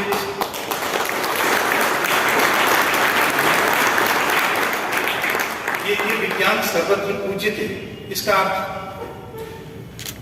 बहुत थोड़े शब्दों में यही हम समझ सकते हैं कि ये जो विज्ञान की सत्यता है, जो उसका विस्तार है, जो मानव कल्याण का तत्व है, निश्चित रूप से शिव की पूजा क्यों करते हैं, ईश्वर की पूजा क्यों करते हैं? ऐसा कोई भगवान नहीं है किसी भी धर्म में, किसी भी साहित्य में, किसी भी इतिहास में जो विनाश का आशीर्वाद है। एक भगवान नहीं। जो दैवता दिव्यता तभी होगी जब वो मानव के कल्याण की पराकाष्ठा होगी, सबके कल्याण की पराकाष्ठा होगी, तभी दिव्यता आपके विचारों में होगी, तभी आप दिव्य पाने जाएंगे, तभी महानता आपकी होगी, तभी आपकी पूजा होगी। तो ये विज्ञान का प्रचार प्रसार करने के लिए 75 स्थानों पर शैक्षिक संस्थानों को केवल चुना गया है, जिससे आजादी का अमृत महोत्सव, अमृत कल्याणी में आजादी का अमृत महोत्सव बहुत सहजता के साथ मनाया जा सके, उसका संदेश जन जन तक पहुंचाया जा सके, उसका प्रसाद जन जन तक जा सके, उसका आशीर्वाद जन जन तक जा सके। कारण मात्र यही है, इस लोगों को रखने का विज्ञान से कोई नई बात नहीं है, बातें वही पुरानी है, लेकिन जो बदलने का एक अंदाज दिया गया, विज्ञान को जो महत्व दिया गया, शायद इससे बड़ा महत्व हम विज्ञान को नहीं दे सकते हैं, इस कल्याणकारी विचार को नहीं दे सकते हैं। इसलिए ये शब्द यहाँ पर जोड़ा गया। एक शब्द तो विज्ञान हुआ, विज्ञान का आउटकम हुआ, विज्ञान का प्रयोग हुआ। ये तो वही कर सकता है जिसे विज्ञान का दर्शन पता हो, लैब जानता हो, प्रयोग करता हो, वैज्ञानिक हो, वही इस बात को कर सकता है। लेकिन हमारे जैसे साधारण व्यक्ति के बारे में जो विज्ञान नहीं जानता है, या आप में बैठे हुए वो व्यक्ति जो विज्ञान पढ़ा नहीं है, विज्ञान को हम जानते नहीं, हम लैब में कुछ नहीं कर सकते। तो हम ये कहें कि हम विज्ञान को जानते नहीं है, इसलिए विज्ञान की जय हम क्यों बोले? जय तो जिसकी जानते हैं उसकी बोलते हैं, जिसे नहीं जानते उसकी जय क्यों बोले? बहुत साधारण सी बात है कि हमने विज्ञान भले ना पढ़ा, लेकिन विज्ञान होता क्या है इसको जानते हैं, हम सभी जानते हैं। कारण और प्रभाव, इफेक्ट और काज, इनके रिलेशन को जहां एस्टेब्लिश करने की कोई बात आएगी वो विज्ञान है। जेम्स वान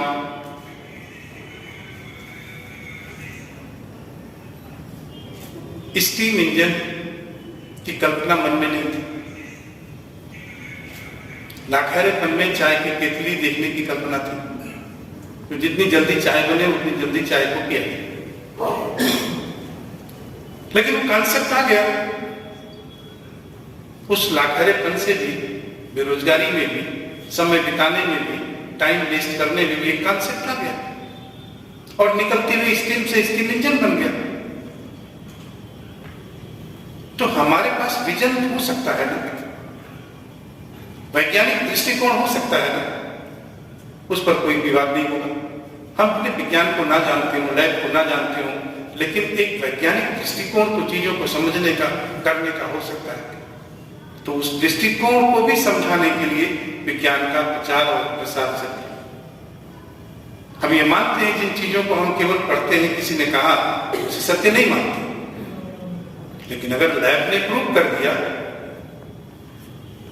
वैज्ञानिक ने उसका धरातल पर ला करके एक प्रयोग दिया, तो हम में से कोई ये नहीं कहेगा कि हम उसको नहीं मानते। जो चीज सामने है उसको नहीं मानते। टेक्नोलॉजी ने, विज्ञान ने जो दिया, पूरे रामायण में रामचंद्र जी के तीर जाते थे और अपना काम करके वापस आकर के फिर उस तर्कस में आ जाते थे। पूरे महाभारत में यही कहानी है। हम में से हर कोई इसको कल्पना समझता था, लेकिन अब ये मिसाइल जो जाते हैं और लौट करके वापस आते हैं, उनमें कौन है? कोई टाइमिंग नहीं, कोई व्यक्ति नहीं। सत्य हो गया, यथार्थ हो गया कि वो मिसाइल गई और मिसाइल वापस आई। ऐसी भी मिसाइलें हैं कि जो प्लेन आया उसको पहले गिरा देंगे, चलने के पहले गिरा देंगे। ये तकनीकी विकास जो है, जाहिर सी बात है, जो इसमें पिछड़ गया वो रेस में पिछड़ जाएगा, और जो इसमें आगे आया वो रेस में आगे चला जाएगा। आपने पढ़ा होगा शायद, जो यान छोड़ा गया था मंगल पर, एक छोटी सी बाइक आकर चलाते हैं, कार चलाते हैं, टेम्पो चलाते हैं, तो पर किलोमीटर रन करने की उसकी कास्ट 2-4 रुपए आते हैं। कार चलाते हैं तब भी 100 रुपए लीटर के हिसाब से पेट्रोल लेते हैं और 10 किलोमीटर चलता है तो 10 रुपए पर किलोमीटर की कास्ट है। 8 पैसे पर किलोमीटर में मंगलयान गया जो उसकी कास्ट है। मिशन नहीं सफल हुआ अलग बात है, लेकिन 8 पैसे पर किलोमीटर में वो मंगलयान गया था, उस सत्यता के करीब जहां जाना था वहां तक है। ये सारी चीजें कौन दे सकता है? हम अगर इसके साथ आगे नहीं बढ़ेंगे, विज्ञान की पूजा नहीं करेंगे, वैज्ञानिक दृष्टिकोण नहीं अपनाएंगे, एक साइंटिफिक अप्रोच हमारी नहीं होगी चीजों को एनालाइज करने की, तो जाहिर सी बात है हम अकेले नहीं, ये पूरा देश, पूरा राष्ट्र बचे। आज भारत की श्रेष्ठता अगर प्रमाणित है तो इस विज्ञान का बहुत बड़ा रोल है उस श्रेष्ठता को प्रमाणित करने में, इसलिए जरूर इसकी पूजा होना चाहिए।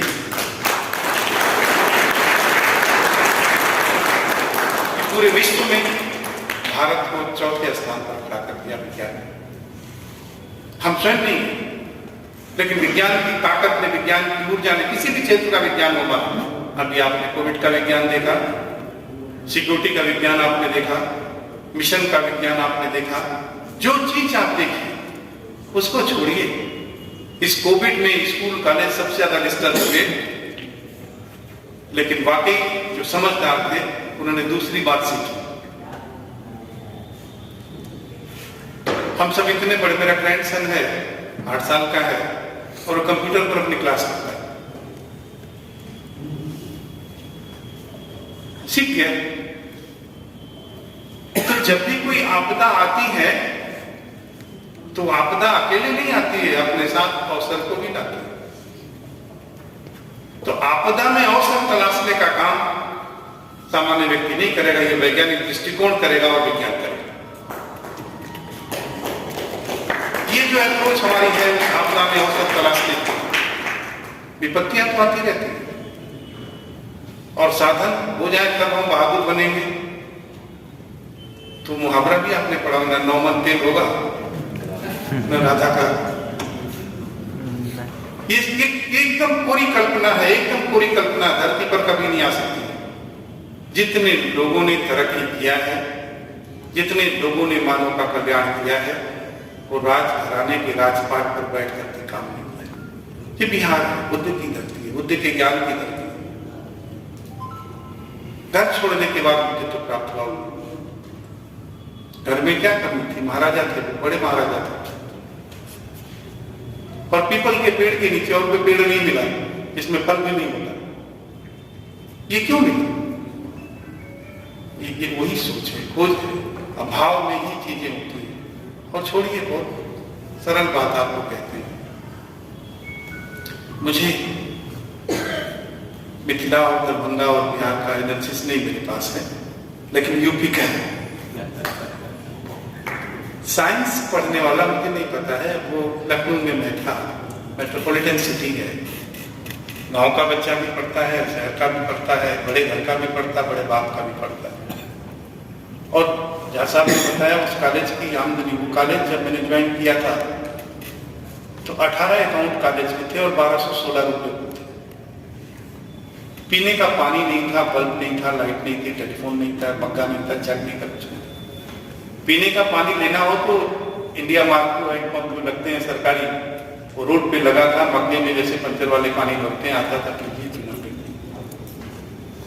टेलीफोन नहीं था, कुछ नहीं था।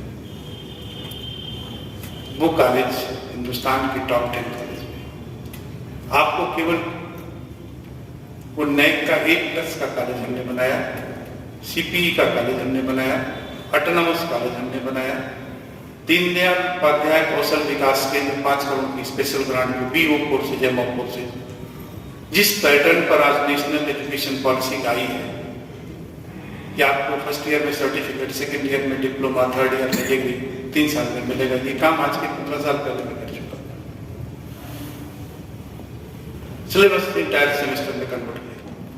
कॉलेज की बात होती परिवर्तन को करना, वो भी शिक्षा जगत, क्योंकि आप सभी अध्यापक हैं।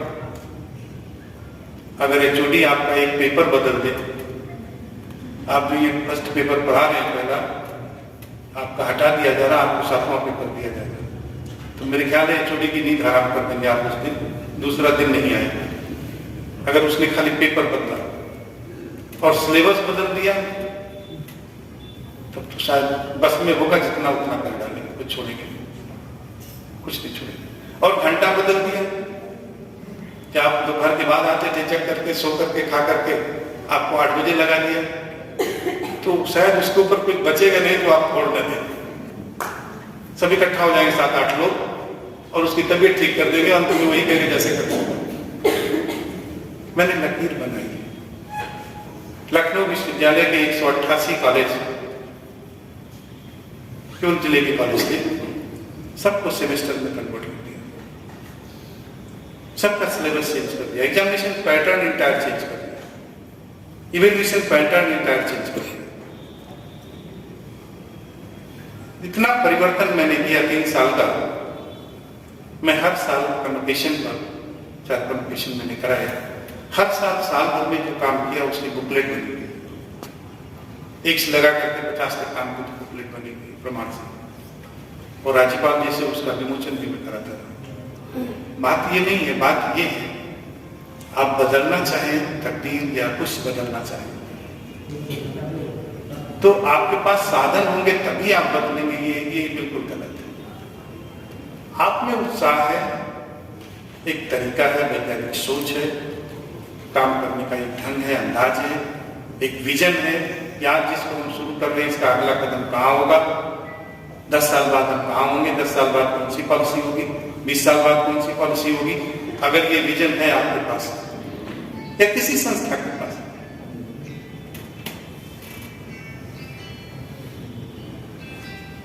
एक इकोनॉमिक्स का सेंटेंस था, a living Nations plans for the future. जिस राष्ट्र के पास भविष्य की योजना नहीं, जिस संस्था के पास भविष्य की योजना नहीं, जिस व्यक्ति के पास भविष्य की योजना नहीं होगी, जिस परिवार के पास भविष्य की योजना नहीं होगी, वो जीवंत नहीं रहेगा। उसका समाप्ति आज हो या 10 दिन बाद हो या 100 दिन बाद हो, पक्की है। और दूसरी बात, क्या आप जिन ऊंचाइयों को छूना चाहते हैं जहां आप पहुंच गए, फिर वही वाक्य है, आइदर मूव आगे टिके। जहां तक आपने अपनी यात्रा की, अगर उससे आगे नहीं बढ़ना चाहते हैं तो आप नीचे उतर आइए। ढाल पे गाड़ी चलाइए और आप आगे न बढ़िए तो आपके साथ नीचे उतरने का ही विकल्प है, ऊपर चढ़ने का विकल्प नहीं। ये वैज्ञानिक सोच है। तो पूजा जिसकी होनी चाहिए वो इस सोच की होनी चाहिए, इस उपहार की होनी चाहिए, इस तत्व की होनी चाहिए। ये तत्व जिंदा है कि नहीं जिंदा है। किसी भी व्यक्ति के अंदर, हम जो भी पद पे हैं, जो बिना पद के भी हैं, तो ये तत्व हमारे अंदर जिंदा है या नहीं जिंदा है। अगर जिंदा है तो पूजा होनी चाहिए, और जिंदा नहीं है तो निंदा भी होनी चाहिए।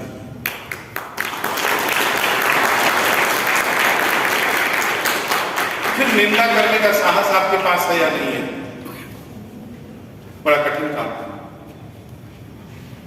हाँ करना दुनिया का सबसे सस्ता उपाय, सबसे सरल उपाय, सबसे सुखमय उपाय हाँ करना है। और ना करना सबसे कठिन उपाय है। आपकी भी नींद हराम होगी, दूसरे की भी हराम होगी, लड़ाई के लिए तैयार भी आप हो जाएंगे, जो मन के सो करिए, लेकिन ना करने की ताकत। सवाल इतना सा खाली लगता है, बात खत्म करता हूं अपनी। अगर ना करने की ताकत नहीं है तो संस्था का विकास नहीं हो सकता।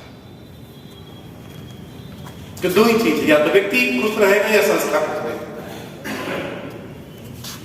किसी के बारे में मैं कुछ नहीं कह सकता, कहना उचित भी नहीं है, लेकिन अगर किसी ने भी, जो संस्था का मुखिया है, जो लीडर है, व्यक्ति को खुश किया तो प्रसन्न रहेगा, खुद भी प्रसन्न रहेगा। और संस्था को खुश किया तो सबसे ज्यादा दुखी तो मुखिया रहेगा। इसलिए बाबू बहुत संकट में होंगे, उनको ना करने की बात सीखनी होगी तो बहुत संकट में होंगे, बहुत संकट में। क्योंकि ये मैंने भोगा, एक भी मित्र आपका नहीं होगा, जो आपका मित्र है वो भी दूर हो जाएगा। लेकिन अगर आप बनाना चाहते हैं, अपनी पहचान देना चाहते हैं, कुछ खड़ा करना चाहते हैं, तो पूजा अगर चाहते हैं आप, या आपकी पूजा आप पूजनीय, दूसरे ना करें तो स्वयं गर्वित महसूस करें कि हमने सही काम किया है, तो जाहिर सी बात है कि ये उद्देश्य पूरा होगा। और विज्ञान तरक्की की बात करता है, आगे बढ़ने की बात करता है, कल्याण की बात करता है, इसलिए इस विज्ञान की पूजा होना स्वाभाविक है। बहुत बहुत अभिनंदन आप सभी लोगों का।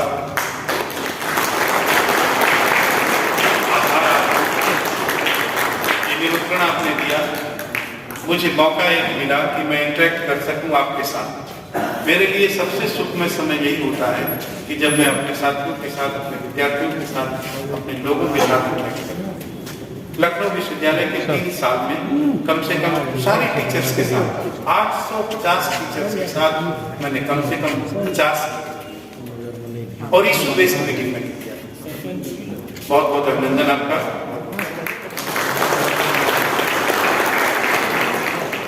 आज यह जो गौरवान्वित होने वाला क्षण है, ऐतिहासिक दिन है। दिन भी बड़ा आज गजब का 02-22 मतलब डबल 2-02-20-22 और आज प्रतिवर्ष जो 28 फरवरी को यह विज्ञान दिवस मनाया जाता था, उसके बदले में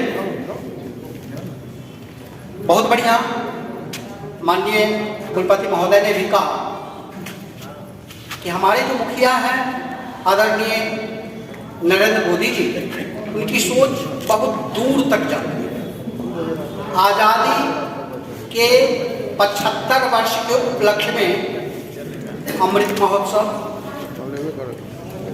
जिससे अपने पुरखों को जो हमारी ख्याति है उनको हम जान सके। 75 सूर्य नमस्कार भी अभी संपादित हुआ है 1 जनवरी से लेकर 20 फरवरी तक। अपने स्वास्थ्य को कैसे हम बनाकर रख सकते हैं, बहुत महत्वपूर्ण होता है योग। और इस योग को आदरणीय मोदी जी ने 2015 से संपूर्ण विश्व में यह जो अंतर्राष्ट्रीय योग दिवस किया वह, और तीसरा अभी हम लोग जिसे मना रहे हैं 75 स्थान पर यह 1 सप्ताह तक चलने वाला विज्ञान सप्ताह। तो इस अवसर पर आए हुए सबसे पहले अभी मैं अपने विश्वविद्यालय के सम्मानीय कुलपति, सही में वे सम्मानीय हैं, उनकी बातें लग रहा था कि सुनता ही रहूं, सुनता ही रहूं, सुनता ही। भले ही हम लोग सुबह 9 बजे से आए हुए हैं, 7 बजने वाले हैं, लेकिन कोई घबराहट नहीं। सारे लोग एकदम प्रसन्नचित होकर माननीय की मधुर वाणी को सुन रहे थे और बहुत अच्छा लग रहा था, बहुत अच्छा लग रहा था।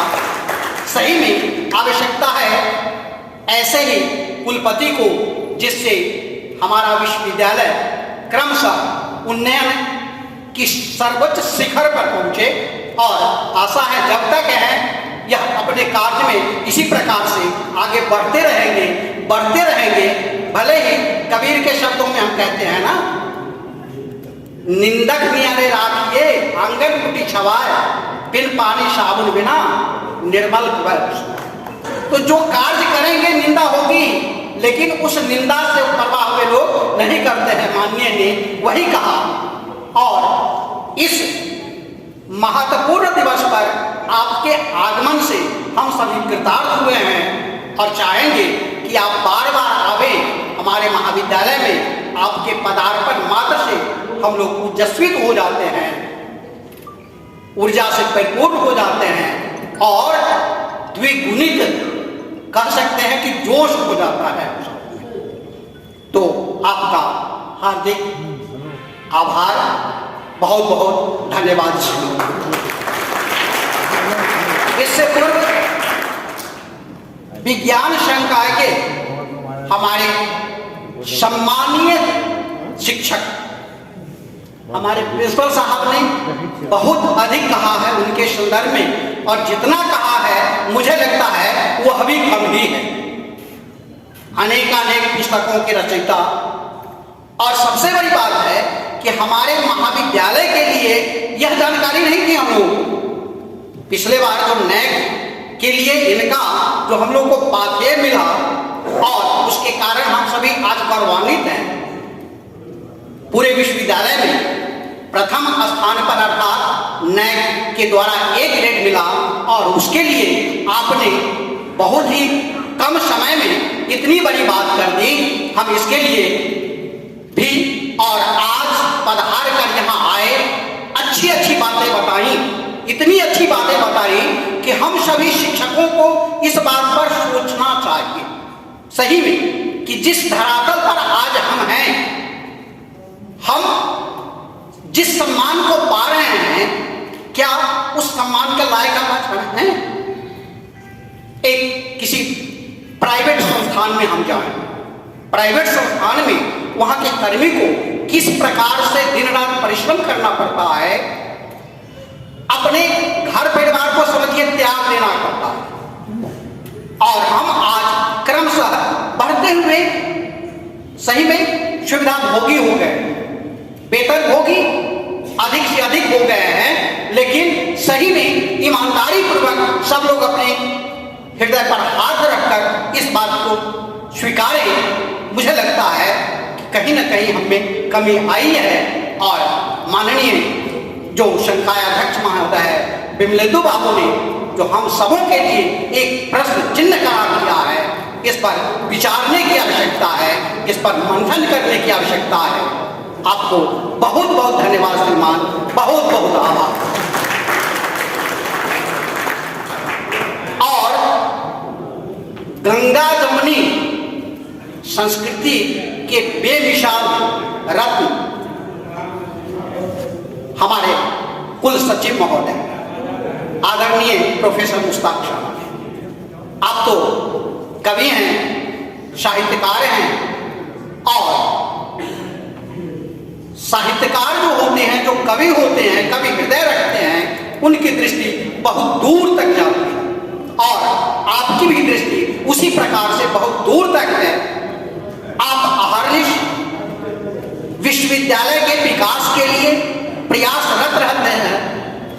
आदरणीय कुलपति महोदय के साथ आप एक एक क्षण बिताते हैं, और किस प्रकार हमारे विश्वविद्यालय का उन्नयन हो, चतुर्थ विकास हो, इसके लिए आप सोचते रहते हैं, मंथन करते रहते हैं, और आप इस कार्यक्रम में आकर के हम सबों का मनोबल बढ़ाया है, हमारा मार्गदर्शन किया है, इसलिए हम हृदय से आपके प्रति आभार व्यक्त करते हैं।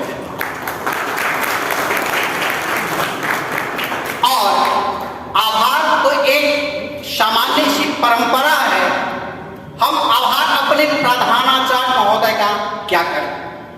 जैसा कि विमलेंदु बाबू ने कहा, सही में आज मात्र 22 दिन हुए हैं, लेकिन इन 22 दिनों में भी लगता है कि आने वाला समय इस महाविद्यालय के जीर्णोद्धार का होगा।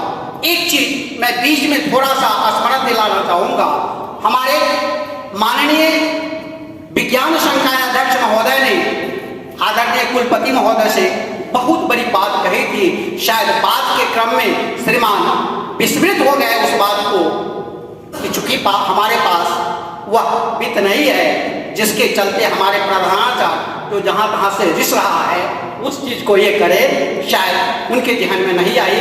मैं बस स्मरण दिलाया, क्षमा करेंगे।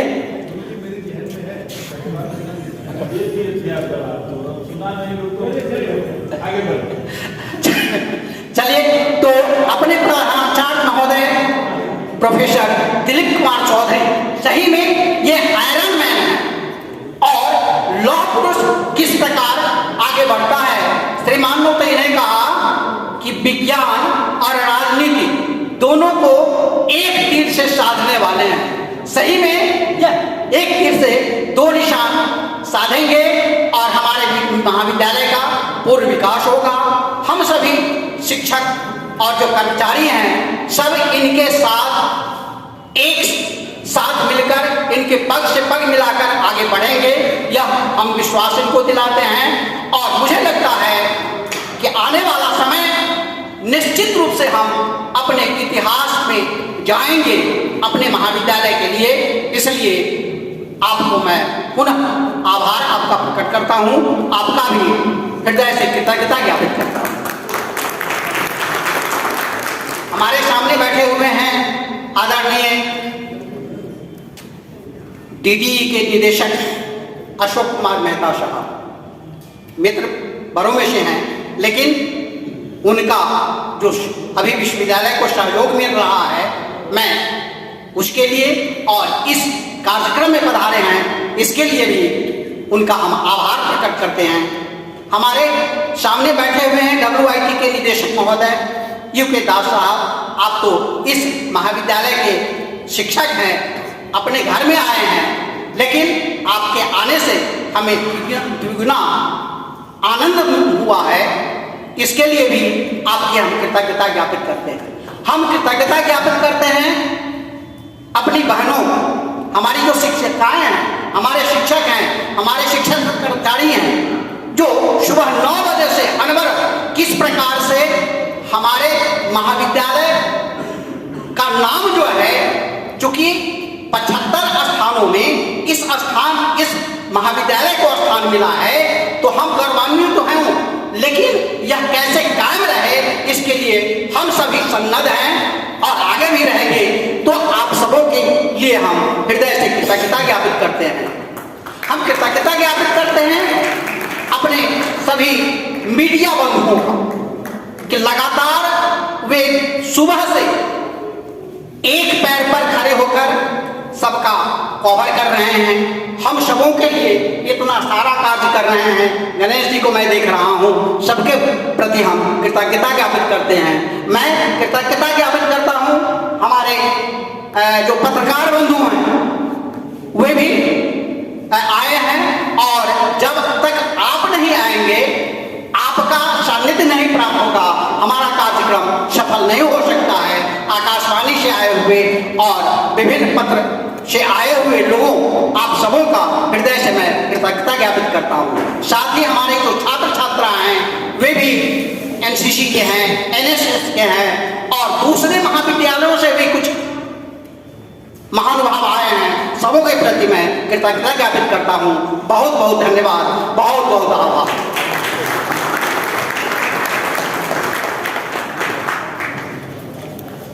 बहुत बहुत धन्यवाद सर। मैं आग्रह करती हूँ श्री दीपक कुमार झा जी आकाशवाणी दरभंगा से कि वो यहाँ आ जाएं और आप सभी राष्ट्रगान के लिए खड़े हो जाएं।